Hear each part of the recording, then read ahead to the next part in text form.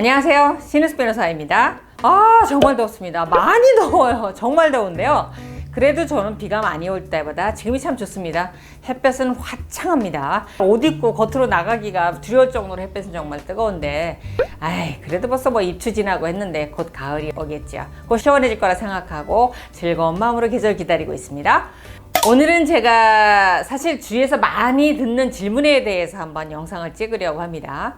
저한테 많은 걸 물어보시는 분들 중에 어떤 내용이냐면, 있잖아, 자기야, 자기 딸 있잖아, 딸. 이런 사이는 정말 안 된다. 이런 거 몇 가지만 얘기해주면 안 될까? 이런 얘기를 하시는 분들이 많으세요.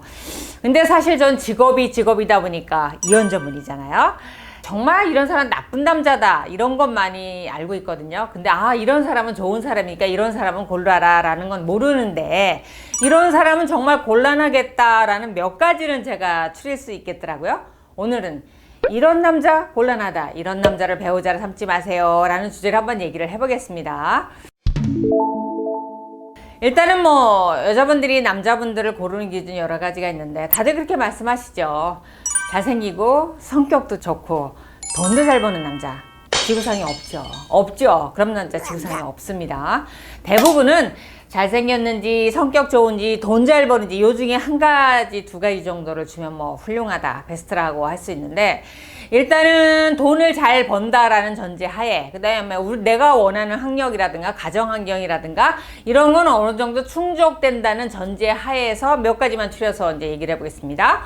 제가 이혼 전문 변호사로서 이제 얘기한다면 이런 남자 곤란하다. 첫 번째, 돈 안 주는 남자입니다.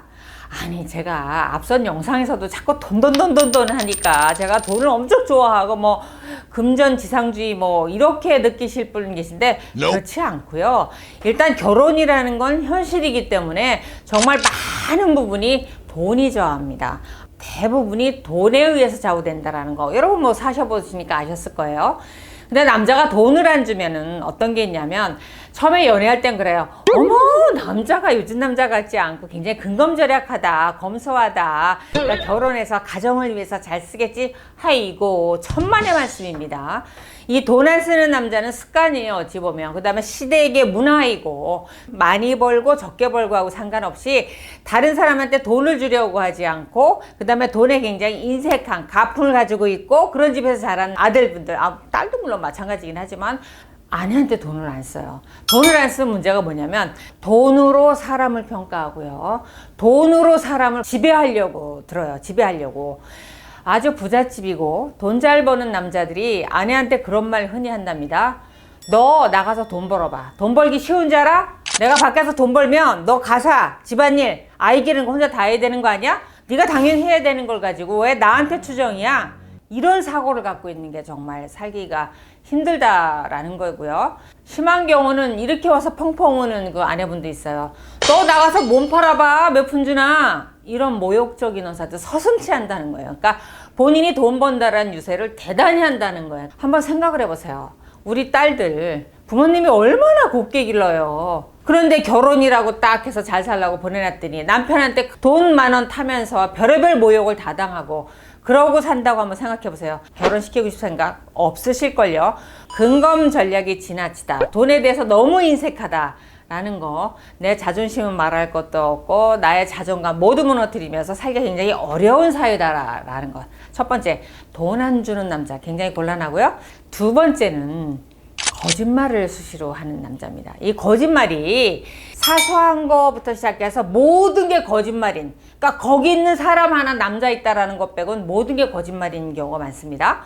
실제 사례에서 보면은 대기업에 다니고 있다고 했는데 보니까 남편이 결혼해서 출근을 안 해. 왜 출근을 안 해? 그러니까 대기업에 합격은 했는데 연락이 아직 안 오네? 연락 오면 출근할 거야. 알고 보니까 대기업에 합격한 적이 없었습니다.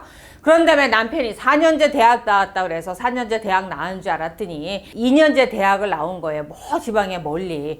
그러니까 당신이 왜 4년제 대학을 거짓말했냐 그랬더니, 굳이 내가 속이려고 했던 건 아니고 당신한테 말할 기회가 없었어. 그 다음에 결혼할 당시에 시어머니가 집을 해준다 그래서 그 집에 들어갈 요량으로 집을 구하지 않았더니 막상 결혼식 일주일 전에 자기야 그 집에 들어가야 되는데 어머니가 세입자가 있어 잘 안 나가서 원활이 안 된다고 하네. 일단 처갓집에 들어가 살자. 그렇게 해서 그 나간 물이 들어가자 처갓집에서 지금 3년째 살고 있습니다. 그러니까 이런 것들이 사소하다고 생각할지 모르지만 털어놓고 보면 뭐 하나 진실이 없어요. 끊임없이 거짓말을 낳고 또 거짓말을 낳게 되고요. 그 부부의 생활은 실체가 없어요. 집 없죠. 직업 없죠. 돈 안 벌어오죠. 그러니 뭐가 실체가 있어요. 이런 사람하고는 미래가 없습니다.